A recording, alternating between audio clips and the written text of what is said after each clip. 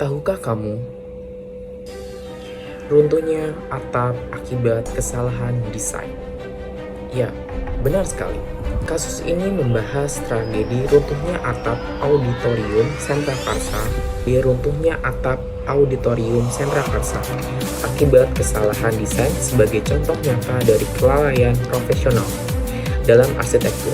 Peristiwa ini menggambarkan kegagalan etis dalam teknis, di mana arsitek dan insinyur gagal menerapkan kehati-hatian dan kompetensi yang wajar sehingga menimbulkan kerugian publik.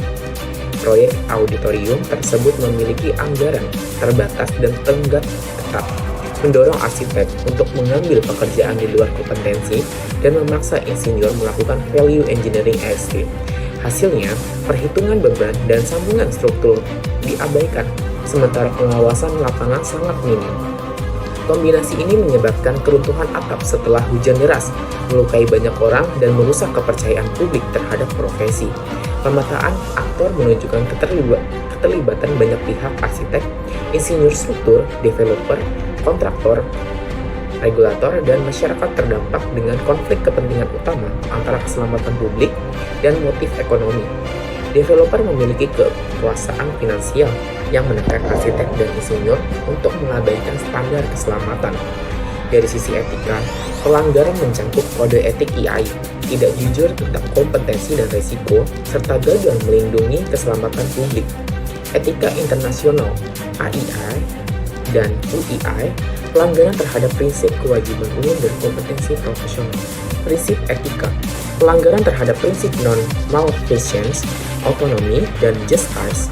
Secara hukum, arsitek dan insinyur dapat dikenai sanksi profesional dari IAI hingga pencabutan lisensi, tanggung jawab kontraktual karena gagal memenuhi standar desain aman, tanggung jawab perdata dan pidana jika kelalaian menyebabkan cedera atau kematian, pasal 365, 359, 360 KUHP.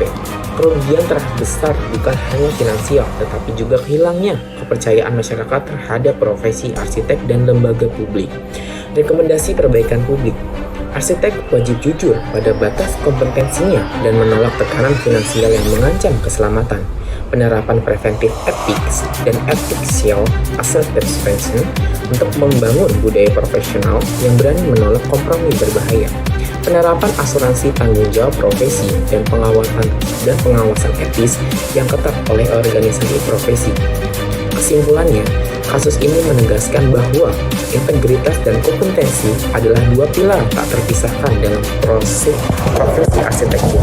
Penerapan preventif ethics dan ethical assertiveness untuk membangun budaya profesional yang berani menolak kompromi berbahaya. Penerapan asuransi tanggung jawab profesi dan pengawasan etis yang ketat oleh organisasi profesi. Kesimpulannya, kasus ini menegaskan bahwa integritas dan kompetensi adalah dua pilar tak terpisahkan dalam profesi arsitektur. Keselamatan publik adalah prinsip non-negosiasi yang harus selalu diutamakan di atas tekanan ekonomi, waktu maupun estetika. Masa depan profesi arsitek bergantung pada penerapan etika pencegahan yang memastikan setiap perencanaan tidak hanya indah dan efisien, tetapi juga aman bagi manusia dan lingkungan.